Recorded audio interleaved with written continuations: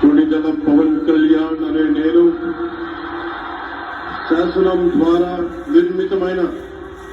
భారత రాజ్యాంగం పట్ల నిజమైన విశ్వాసం, విధేయత చూపుతానని, భారతదేశ సార్వభౌమాధికారాన్ని, సమగ్రతని కాపాడుతానని, ఆంధ్రప్రదేశ్ రాష్ట్ర మంత్రిగా నా కర్తవ్యాలను శ్రద్ధతో,